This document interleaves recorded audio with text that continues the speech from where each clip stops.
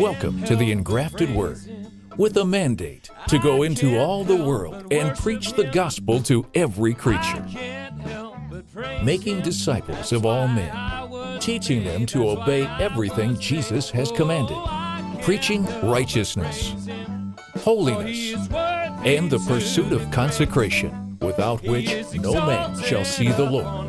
Presented by Engrafted Word Church. And now, Pastor Christopher McMichael. Romans 13, here's been our subject. We've been talking about submission, and I think we'll do our best to wrap it up, though I said I would last week. But this is the gift that keeps on giving, like the Jam of the Month Club.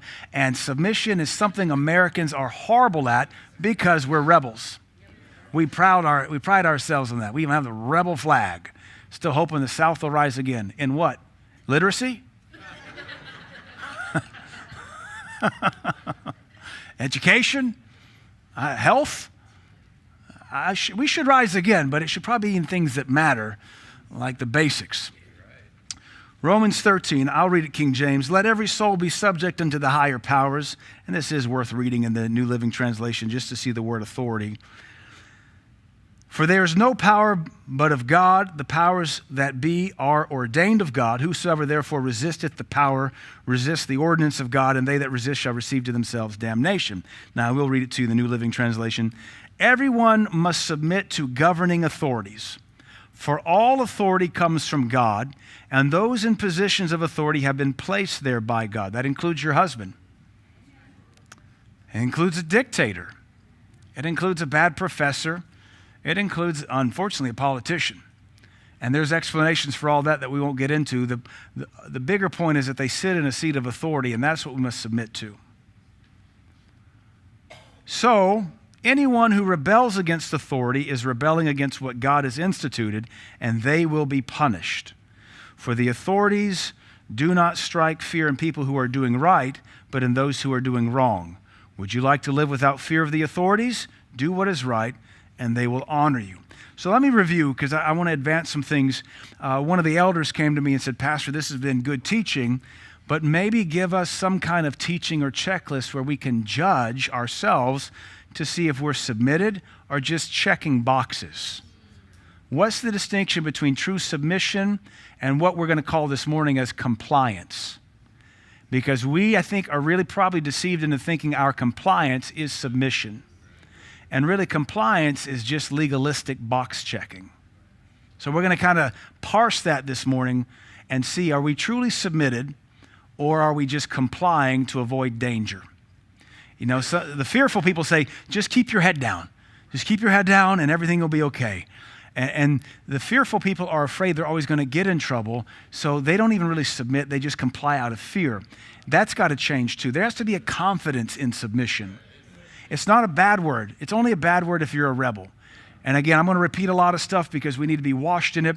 Our nation is rebellious because our two main historical events were rooted in rebellion. I do make the caveat that it was a good outcome and a good motive, but it's still rebellion. The first one being, why did we come to this nation, this continent in the first place? Seeking religious freedom. Good cause. But what was the bigger heart behind it? You can't tell me how to worship God. So there's still an undercurrent of rebellion. All right? Second major founding event, the American Revolution, where we are now established as colonies, all 13 glorious ones there were, and we looked at the king and said, you can't tell us how to live. We fought for that. That's been our national DNA ever since. And every 50, 60 years, we find a new thing to burn a bra over and rebel. And that's just our national identity. Every culture has rebellion. I don't think any quite as severe or antagonistic as ours. It's just in our DNA. It's in our spiritual air. It's in our culture. You don't realize how much of an American you are till you get overseas and see another American sticking out like a sore thumb.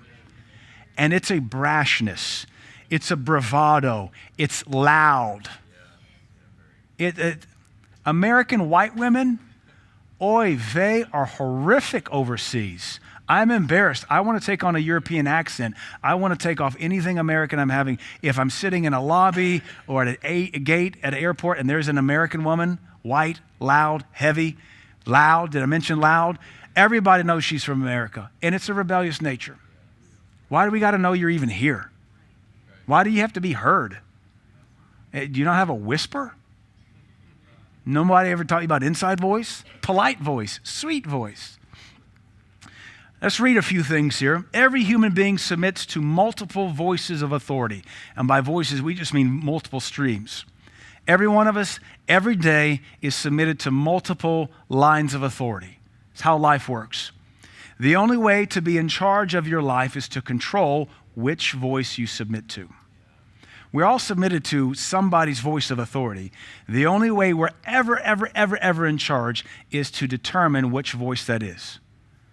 Even the way you're all dressed was determined by somebody's voice of authority. Somebody gave you an inspiration and you said, I'll take it or reject it.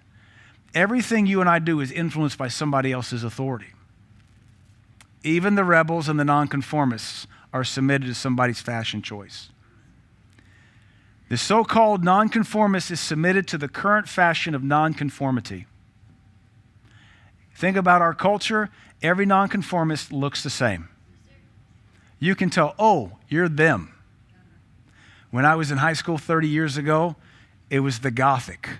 They dressed in black. That was the nonconformist. They didn't want to be like anybody else. They just wanted to be like everybody else. They didn't want to be like everybody else. That's original.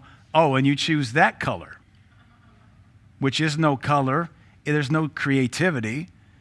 That lost fashion when Columbine happened, and the Columbine shooters were also nonconformists dressing in black trench coats.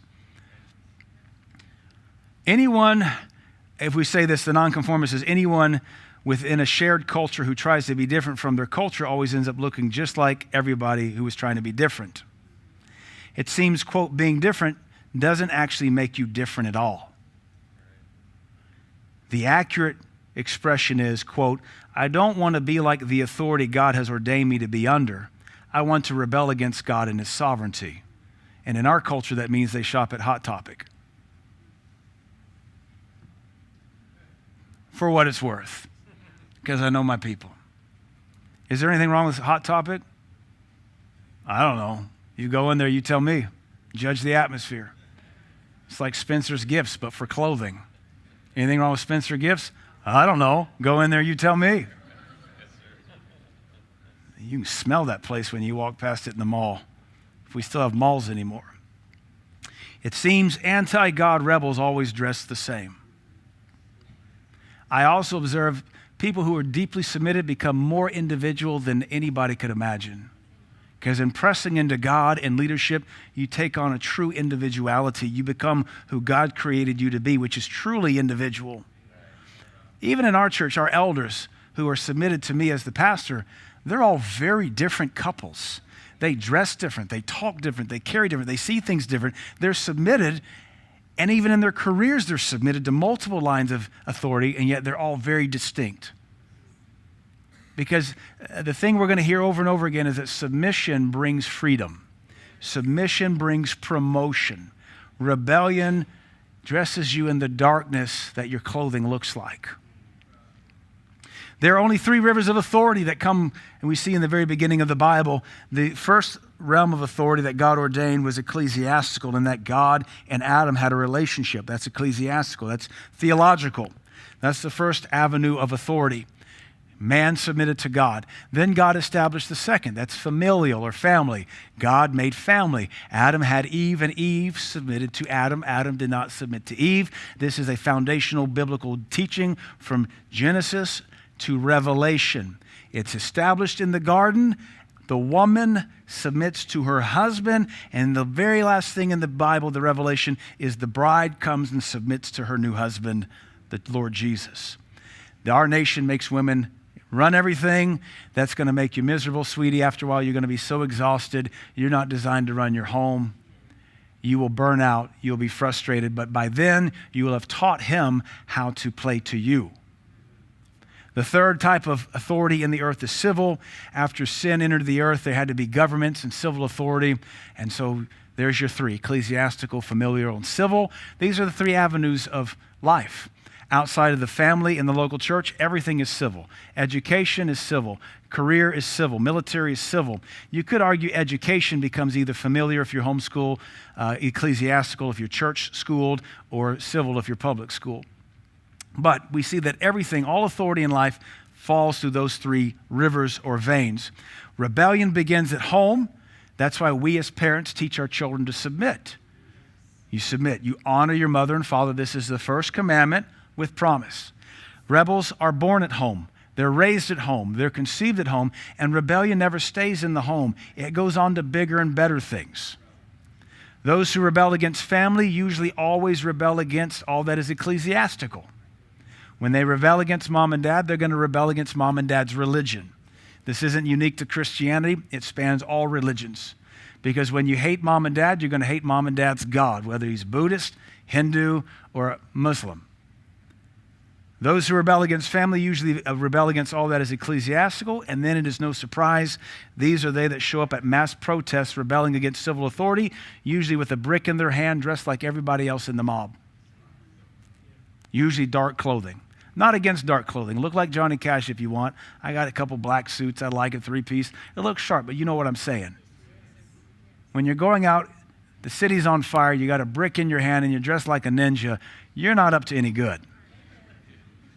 And you didn't kiss your mom on the cheek when you went out to do that. Culture has also created other rivers of authority and then required mankind to submit to them. Culture is a man-made authority. God didn't establish it, man did, and then we have to submit to it if we want to be accepted. I don't see biblical precedent for submitting to culture unless it is you don't want to offend somebody, and that's the whole discussion altogether. Then you have tradition. We really suffer with that here in the South. We have such steep traditions. We're polite, though we're not genuine. I'd rather be genuine and not polite. Rude or not, I'd rather you be honest than polite. I'll take rude with honesty any day of the week. The newest one, and you guys will see this, is social media. That's the new voice of authority in the earth because it follows the same rules as biblical authority, biblically ordained authority. And that is, I have a voice on social media, and I expect you to follow it. That makes you my follower, and that makes me an influencer. I'll influence your life if you'll obey me, and I'll benefit it from you through monetization of my account, and you'll benefit by having my imprint upon your life. So you're in the know. You're up to date with what's going on. Do you follow them? I follow them. Man, they got a great account. You follow them? Oh, and the algorithm says, if you like them, you'll like these people too. Now all of a sudden you're submitting to an algorithm. That's not submitted to any kind of God-ordained authority. Many Christians today, many of you are more submitted to an algorithm that even the creators in Silicon Valley don't even know how it works anymore. Because the algorithm is AI, it's self-learning. You're submitted to an artificial intelligence and not the creator. So you look at what they tell you to look at. You follow what they tell you to follow, and all of a sudden it begins to change your life because you become what you behold, and you're seeing these ideas put in front of you over and over and over again, and faith comes by hearing. A lot of our seeker-friendly churches are algorithm-driven. They're not even purpose-driven anymore. They follow the algorithm. What's the big church doing? What's the mega church doing? Let me follow that. Let me be just like that as well. And it's not God. Your job is to figure out the three veins of God-ordained authority in your life and then figure out how to submit to them better. And we'll get to that here in a moment. The last point, that is the point of social media authority, is critical because most of the world is operating on it. And this whole point of you'll benefit by having my imprint upon your life, this is also rooted in biblical submission because you'll always demonstrate in your life who you're submitted to. It'll always come out. What you're submitted to, what you're genuinely, deeply in your heart of hearts submitted to will always define your existence. And we understand this in neutral terms, and then I think hopefully it'll be intuitive in more serious terms. If you submit to your family's choice of sports team, it'll affect who you root for, right? If you submit to your family's culture, it'll affect how you celebrate Thanksgiving and Christmas. The reason we don't celebrate Hanukkah is because we're not Jews. And there's a whole culture behind celebrating Hanukkah. I actually tried to get into it 2 or 3 years ago when I was researching the botany book. I bought a Hanukkah, and it's not one with candles. It's one with real oil and real wicks. And I was kind of doing it for a day or two. I was like, this is a mess. Oil everywhere and setting things on fire. And my wife, we had it on the mantle. My wife's like, that's an open flame. I was like, I think that's how a lamp is supposed to work, with open flame. And there's 9 candles, 8, and then the 9th one. And you lay this wick in this open little thing of oil, and those flames get big, and we're supposed to light one every day. You wonder if this thing isn't going to look like the burning bush when we're all said and done, just putting soot up on my white ceilings. I decided I wasn't Jewish. Pretty sure then I was not Jewish at all. But the Jews celebrate it, and there's a whole culture. When you submit to that, you embrace that celebration. You submit to how you pronounce words. You submit to how you dress. You submit to how you walk. You submit to mannerisms and responses. You submit to anything will affect you. Anything you submit to will affect your behavior. And it is interesting, we can be a part of a culture and not absorb any of it, because in our heart of hearts, we're not submitting, we're just complying. It should be apparent to whom or what you are submitted, because authority is designed to leave a visible deposit and imprint upon your life. Submission to authority will leave an imprint and a deposit on your life that all can see. For what it's worth, I think some of us understand, as Christians, we can recognize a Baptist. We can recognize a Church of Christ. There's a vibe about them because they've submitted to that. You can spot a diehard football fan or a NASCAR fan. You can spot a fisherman. You can spot military. Military people are very easy to spot. Even police, even law enforcement, they carry themselves a certain way. They, even 30 years outside the military, they still cut their hair the same way. There's just a certain way, because they submitted to the influence of that institution and that authority, and it formed them a certain way. Now, this is important because in a local church, we're supposed to be taking on us the form of a local church, and yet some Christians never do. They never get it. They get it, they just don't want to take it home. They get it. They understand why things are done, but they're not interested in actually exporting that home. They leave it there. Just like maybe, again, I'm just grasping for dumb examples. Maybe you go paintballing, because a lot of people like to go paintballing, and you enjoy it there, but you're not taking that stuff home with you. You're not going home and buying the gear. You're not going to build your own rifle. You're not going to practice techniques. Once a year with the guys is fun. I'm going to leave paintballing there. I acknowledge it's great. I know why they do what they do, but I'm not interested in taking that home. Same with maybe you visit one professional sports game a year, maybe Titans, maybe Preds, maybe Memphis Grizzlies. You go to a sport event. It's fun. I'm not taking this home with me. I'm not buying a jersey. I may catch a game twice a year. That's how a lot of Christians treat the church. I get it. It's fun. Good for you. Totally get why people come here 17 games out of the year. I don't want to do that. We ought to at least be honest, and that way we can tell folks why there's no imprint of Christ on our life, why there's more of the world's imprint, because who you submit to makes an imprint on your life.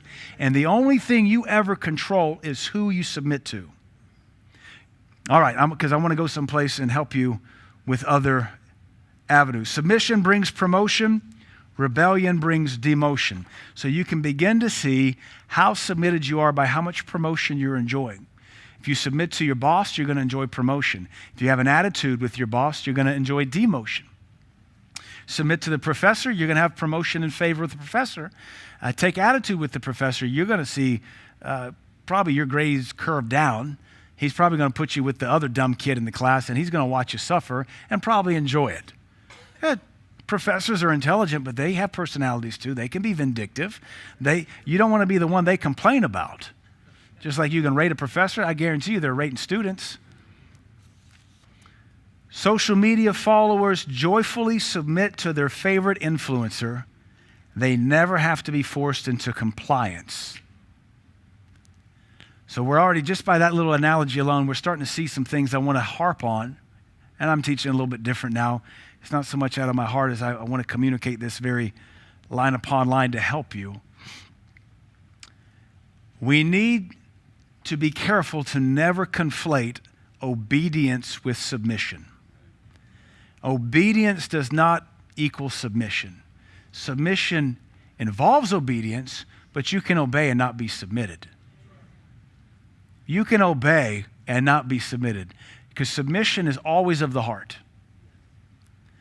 Obedience alone is not submission. You can outwardly obey, merely checking boxes without ever being submitted in your heart. I'll tell you a story about little Johnny, dumb Johnny. We'll call him dumb, stubborn Johnny, going to do jail time Johnny.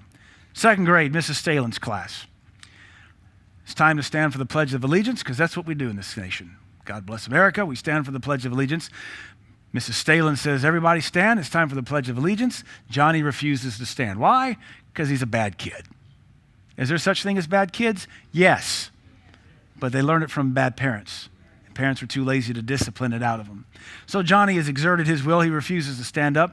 And the teacher says, Johnny, it's time for the Pledge of Allegiance. Please stand up. Johnny says, I don't want to. She said, well, I don't care about your want to. You stand up or you can go to the principal's office. Well, he doesn't want that. So he stands up. He complies. He obeys, but he's not submitted. So now in a further act of rebellion, because it's really not about standing or sitting, is it? It's about getting what you want. They finish the Pledge of Allegiance. They all sit down. Johnny remains standing. And Mrs. Stalin says, Johnny, you can sit down now. I don't want to sit down now. I want to stand. She says, fine. You can go to the principal's office over that too if you want. You can't seem to make up your mind whether you want to stand or sit. She understands what this is. This is 7-year-old psychology. He grows up to be a hairy baby later in life. She says, you can go to the principal's office. He said, well, if that's the case, I'll sit down. So he sits down and he says, you know what? I just want you to know I'm sitting down on the outside, but I'm standing on the inside. And what about Billy over there? Billy over there is in a wheelchair. He can't stand. His legs don't work. And Billy can't stand, though he wish he could. And he apologizes. Miss Stalins, I'd stand if I could. And Mrs. Stalins cuts him a lot of slack because she understands it's about the heart. And that if Billy could stand, he would stand. But he can't stand because his legs don't work. So he's welcome to sit anytime he wants. But we do the same thing. We may be obeying in our heart, or in our flesh, but our heart is far from it. And yet faith is of the heart, and we can believe God and it be counted unto us for obedience and submission, or we can just have a bad attitude, and though we do everything outwardly perfectly, God looks at it still with rebellious criticism. We have to judge ourselves in every scenario, and we're going to get to that. Are we truly submitted or just compliant? Submission is an attitude of the heart. You can check boxes to avoid getting in trouble, and if all you're trying to do is avoid getting in trouble, you're not submitted. You're fearfully complying. Submission is what you do when there are no ramifications but just God being glorified. Remember our definition last week from the Greek word hupotasso, which is our word for submission. It is a Greek term. It's a military term. And it means to arrange troop divisions in a military fashion under the command of a leader. That's the aggressive term. In the military, you don't have an option. You do. You chose to go in there, and then you just submit to everything they command you to do. Eventually, you lose all personality, and you're just a machine, obeying every command.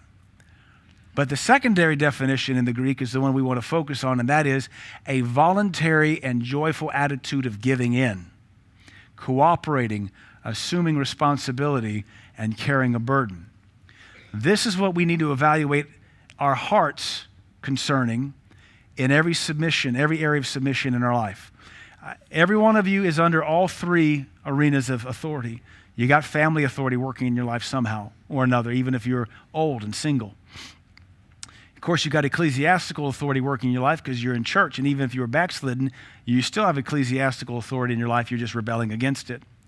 And then you have civil. That's where a bulk of our life takes place outside of home and church is civil. And honestly, even the ecclesiastical realm has to submit to the civil realm to some degree. We can't just not pay the bills. We got to submit to TVA and pay our lights. We can't just build anything we want to here. We have to submit to the building ordinances and codes department. So even the ecclesiastical is submitted. It's funny how the civil never has to submit to the ecclesiastical. Well, we've been given the power of prayer to bend things to our whim, or to God's whim, we should say. We must distinguish between submission and compliance. And I would say probably if we're struggling for promotion, advancement, or direction, it's going to be because we're merely complying and our hearts are not right toward God or the leadership in our life. So that's what I want us to evaluate ourselves on. Am I submitting? And again, we're going to split hairs. Am I submitting or am I merely complying? And the compliance always has this attitude about it. I'll do it because I have to, but I don't wanna. That's just compliance.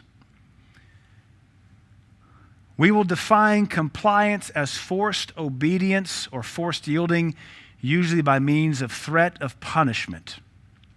And every human being functions under compliance in some area almost every day. There's always some area we don't want to comply, but we will or else. I think the most common is speed limits. I think I could safely handle 85 miles an hour, and so does everybody else riding my bumper. But the reason I won't do 90 is because I fear a ticket. And once I get outside of Cookeville, I don't know law enforcement. I have one or two names I can drop, but that's not going to get me out of a ticket. So I comply. I will say, along with 90% of you, I'm not really submitted to the speed limit. I'm in compliance. +5. Maybe 10. Depends on what car I'm driving and how fast it'll do. The prison inmate complies to the corrections officer or else. That's compliance. He's not a good inmate. He's just complying because he doesn't want to get tased. He doesn't want to get thrown in the hole. He doesn't want to have an extension on his time served. The employee complies to her boss or else. The developer complies with the codes department or else. I would argue this is Cookeville. I've seen some structures that were not compliant. In fact, they even have a compliance officer who enforces compliance or else. Why do you have to have a compliance officer? Because of a lack of ethics. Because of rebellion, even in a so-called Christian developer who wants to develop a neighborhood. He'll cut every corner he can to make an extra 50 grand a house. So we had to come up with a compliance officer to enforce compliance because we knew they weren't going to submit and they weren't going to comply. This shows you the nature of our culture. And if you don't think you bring it into the kingdom, you're deluded. You and I are always bending rules with God, bending things he's requiring of us to get what we want, because that's what mom and dad let us get away with. The tenant complies to his landlord or else. You just can't do certain things or you're going to get in trouble. The student complies to her teacher or else. The traveler complies with the cabin steward or else. The driver complies with the police officer or else. So this is compliance. And the reason we're having to comply is because we were already breaking a rule. Thank you for joining us today. We trust that the preaching has been a delight and blessing to your soul. Be sure to join us every Sunday and every Wednesday at 9 a.m. and 7 p.m. for the preaching of God's Word. For more information, contact our website at www.engraftedword.org.